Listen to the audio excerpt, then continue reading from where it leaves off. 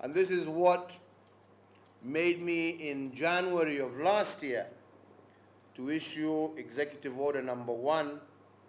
that established a 4-tier development committee, at the very apex being the National Development Implementation Cabinet Committee, comprising of my government. And this apex committee that is chaired by the Honorable Fred Matiang'i, Minister for Interior, and who chairs this on a regular weekly basis, also receives technical support from the National Development Implementation Technical Committee, which comprises our principal secretaries, who are the chief operating officers in government, who also in turn meet again on a weekly basis to review where we are, especially on our flagship projects and our momentum towards achieving our Big Four agenda. The third tier to that is the regional tier, where we have now also involved our regional development implementation committees led by our regional commissioners, so that we are also able to focus not just on the national picture, but also to take a look at where we are in each region when it comes to the specific projects that we are implementing in the 47 counties across our country. The third and fourth tiers introduced, and the active participation of our national government administration officials at the grassroots level, I believe has also tremendously helped in the realization of tangible development outcomes. This conference, and I strongly believe this like no other, is a unique opportunity for all of us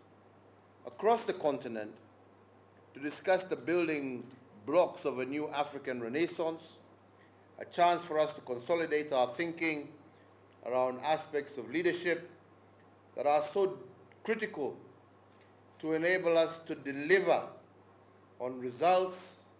and a forward momentum towards the realization of what I believe we all share in common, and that is our Africa Vision 2063. We recognize that our success was also breeding new challenges, especially with reference to my administration's Big Four agenda. Its scale, and indeed I believe its audacity, within a constrained time framework, called for a change of tact, a modification of our current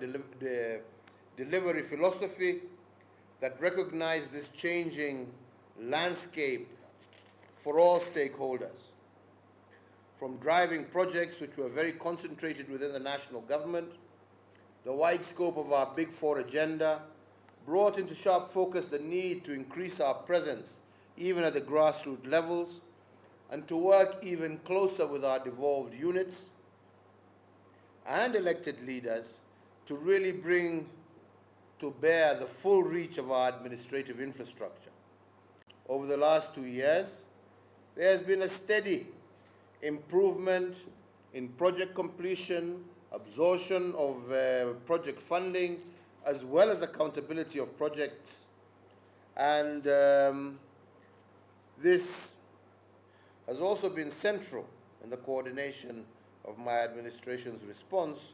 to the COVID-19 pandemic.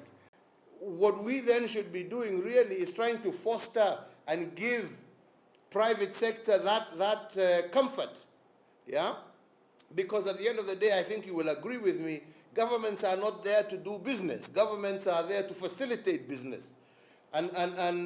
this is where maybe we can work together to see how we can give comfort and encouragement to private sector players to come in and through their investment fill in our development gap,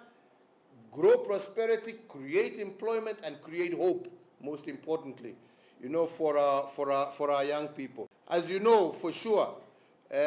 not only do we share a common historical heritage, but also the European Union is also, without doubt, our largest single trading bloc. And that does not only apply to Kenya, it applies basically to to the entire continent.